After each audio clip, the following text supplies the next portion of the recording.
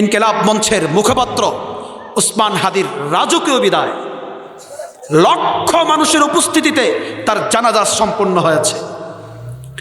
তাকে কেন জীবন দিতে হয়েছে? দিল্লির আগ্রাসনের বিরুদ্ধে কথা বলার কারণে। তাকে কেন জীবন দিতে হয়েছে? ভারতীয় আধিপত্যবাদের বিরুদ্ধে কথা বলার কারণে।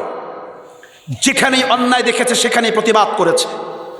আজ সেই প্রতিবাদী কণ্ঠটা স্তব্ধ হয়ে গেছে।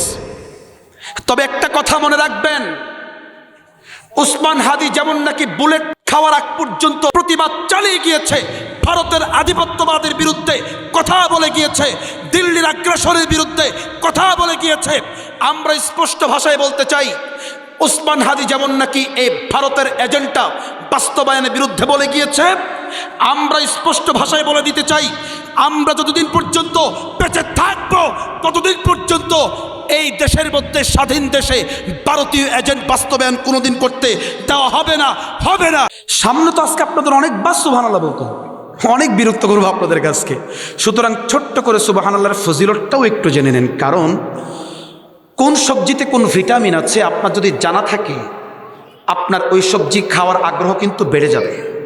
ঠিক তদ্রূপভাবে সুবহানাল্লাহর একটা ফজিলত আছে, ভিটামিন আছে। আপনি যদি সুবহানাল্লাহর ভিটামিন সম্পর্কে জানেন, বারবার সুবহানাল্লাহ বলতে আপনার ইচ্ছে করবে। রাসূল হাদিসের মধ্যে বলেন, দুনিয়াতে কোনো বান্দা যদি একবার মাত্র সুবহানাল্লাহ বলে, কয়বার?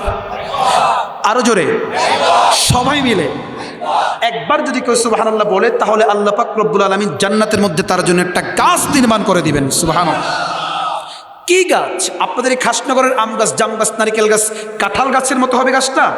হাদিসের মধ্যে এটাও এসেছে, গাছটা কত বড় হবে? বলে আরবের একটা শক্তিশালী ঘোড়া, দুর্বল না, শক্তিশালী ঘোড়া 100 বছর দৌড়াতেই থাকবে, দৌড়াতেই থাকবে, তারপর ওই একটা গাছের ছায়া শেষ হবে না। সুবহানাল্লাহ। ফজিলত কম না বেশি? তাহলে সুবহানাল্লাহ বলার দরকার আছে না নাই? চিল্লায় বলেন না সুবহানাল্লাহ।